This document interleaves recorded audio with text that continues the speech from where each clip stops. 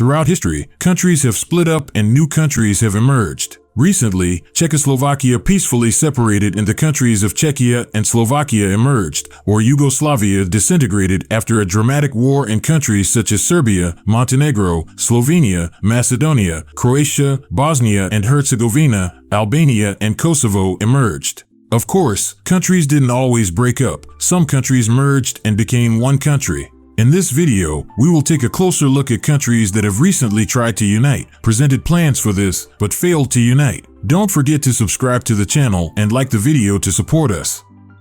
Malta and the United Kingdom. The island of Malta, which was previously in the hands of the French, passed to the British with the Treaty of Paris in 1814 as a result of the Napoleonic Wars. After 150 years as a British colony, the island held a referendum in 1956 to become a full part of the United Kingdom about 11 years after World War II. According to the referendum proposal, Malta would have 3 seats in the British House of Commons. In addition, control of Malta would be taken from the Colonial Office, which handled the internal affairs of the UK's colonies, and transferred to the Home Office. The United Kingdom would have sole authority over Malta's foreign affairs and taxation. The standard of living on the island was to be brought in line with that in the UK. Only 59.1% of eligible citizens took part in the referendum in February 1956. Nevertheless, 77% voted yes, but the result of this referendum was rejected by the British. There were 2 important reasons why the British rejected the request for unification submitted by the Maltese and approved by the referendum. The first was that the vast majority of the Maltese belonged to the Catholic faith. As it is known, the British had separated from the Roman Catholic Church in the 1500s and established their own Anglican Church. They even persecuted the Irish people for years who did not convert to the Anglican Church and remained Catholics. The second reason was that the United Kingdom did not need additional funds to meet the demands of the referendum. They would have allocated an additional budget and brought the standard of living of the people in what was colonial territory to an equal level with their own people. They feared that these demands would also come from the colonial territories, especially from the other 3 constituent parts of the United Kingdom, Northern Ireland, Scotland, and Wales. Malta became independent in 1964, and the British gradually withdrew all their troops from the island within 5 years. This was also the Cold War era, and Maltese politicians bluffed that if the British left, the Soviets would come, but to no avail. The Soviets never came to the island either. France and the United Kingdom. On June 16, 1940, during the World War II, as Nazi Germany was about to crush France, the British Prime Minister Winston Churchill and the French Undersecretary of Defense Charles de Gaulle, who would later become France's hero and serve as Prime Minister and President, met for lunch at the Carlton Club in London. Known for their patriotism and fondness for national independence, these 2 representatives of Britain and France agreed on an unexpected idea. The 2 countries should merge into a single country called the Franco-British Union. This idea emerged out of a crisis. On May 10, 1940, Nazi Germany launched its famous Blitzkrieg offensive against France, and within a month French resistance had largely collapsed. A dramatic step had to be taken to prevent the consequences of the invasion from becoming more severe, and that was the idea of unification with the United Kingdom. The plan to unite the United Kingdom and France into a single state was not new. The idea of integrating European countries had been circulating in political circles for several years, but it always seemed fantastic. Disaster was about to make impossible official policy. Within 2 days of the Nazis invading Paris and taking control of France, British and French officials drafted proposals for a declaration of Franco-British unity. This was not a plan for a strengthened war alliance or a union similar to the European Union. The aim was to create a single country. In London, Winston Churchill boarded a train to meet with the leaders of British politics and party leaders. According to the plan, the party leaders would also board the train, and then, after a boat ride, they would meet the French government. At this meeting, the 2 sides would assign laws confirming that the 2 countries were one country. The train never left the station because the idea of unification collapsed so quickly. Although Charles de Gaulle, the French Undersecretary of Defense at the time, and Paul Reynaud, the Prime Minister, accepted the unification proposal, other French politicians, except for a few members, did not accept it. This was because the British had not helped them at all during the Nazi occupation, and this caused anger among them. They saw the unification plan as a British plan to take over the French Empire. They thought it was a much better idea to negotiate an armistice with the Nazis. Prime Minister Paul Reynaud resigned the same day. Reynaud later wrote in his memoirs that those who rose up in anger at the idea of uniting with our ally were the same people who were prepared to submit and serve Hitler. Winston Churchill, the British Prime Minister, sadly left the train after hearing of France's decision and went back to work. In France, the Nazi-led Vichy government took over and signed an armistice agreement with the Nazis. The Vichy government was headed by Philippe Pétain, one of France's World War I heroes. Philippe Pétain was labeled a traitor after World War II.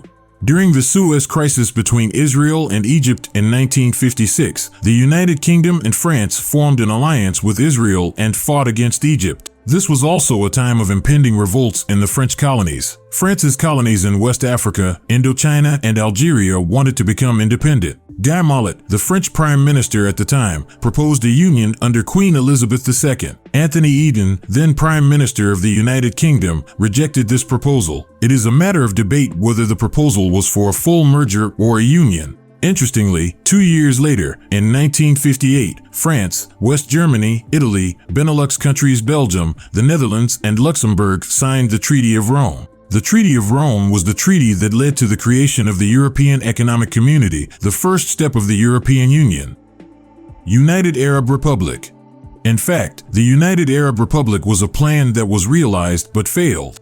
The creation of Israel in 1948 provoked the reaction of all Arab countries in the Middle East. The Suez Crisis between Egypt and Israel in 1956 was a political victory for Egypt. France and Britain had also allied themselves with Israel against Egypt. After Egypt's political victory, the then President Gamal Abdel Nasser became the most popular leader in the Arab world. Gamal Abdel Nasser was a political figure known for his Arab nationalist ideas. He believed that all Arab countries should unite under the umbrella of a single country. In order to make this idea a reality, he and Syria agreed to unite under the name of the United Arab Republic on February 1, 1958. This decision was formalized with the treaty signed between Gamal Abdel Nasser and the then Syrian President Shukri al-Qawadli. On February 5, 1958, the parliaments of both countries ratified the agreement. On February 21, 1958, the unification was accepted by referendums held on the same day in both countries. About 20 days later, Yemen also announced that it had joined the Union. Cairo became the capital of the United Arab Republic and Gamal Abdel Nasser became its president. In 1959, Gaza, which had been under Egyptian control after the Arab-Israeli War in 1948, was de facto incorporated into the United Arab Republic. But the United Arab Republic did not last long. The Union deviated from the notion of equality and embarked on the path of Egypt's takeover of Syria. All political parties in Syria were shut down. Egyptians were appointed to all senior and important positions in the Syrian army and bureaucracy. This caused great discontent and unrest within the Syrian army. On September 28, 1961, a group of soldiers staged a coup d'état and declared the takeover of Syria and the country's secession from the United Arab Republic. Gamal Abdel Nasser's idea of uniting all Arab countries under a single umbrella was thus defeated. Although the United Arab Republic was dissolved by the Syrian coup d'état in 1961, the Egyptian side maintained this hope for another 10 years. Until 1971, they continued to officially use the name United Arab Republic. Intermerium. The Intermerium was a plan proposed in the 1920s by then Polish President Józef Klemens Pilsudski, which called for a federation of several states in Central and Eastern Europe. Intermerium literally means between the seas, and the name was chosen because it encompassed the countries between the Baltic Sea and the Black Sea coast. The plan mainly included Poland and Lithuania, Estonia, Belarus, Ukraine, and Crimea, but it also aimed to unify an area stretching north to Finland and south to Romania and some Balkan states. All these countries, especially Poland, which was at the center of the plan, faced the threat of Russia in the east and Germany in the west. The aim was to create a strong resistance and threat by uniting against these two great powers.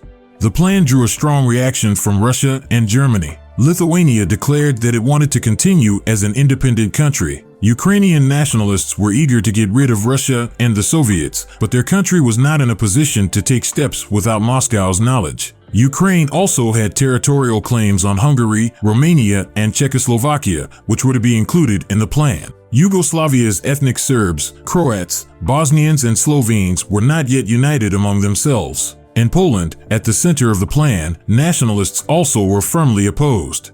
Intermerium, of course, never materialized because we never heard of it. The countries that were to be included in the plan against the German and Russian threat were occupied 20 years after this, first by the Germans and then by the Russians. Today, with Russia's invasion of Crimea and then its attack on Ukraine, the Intermerium plan is being talked about again, albeit not very strongly.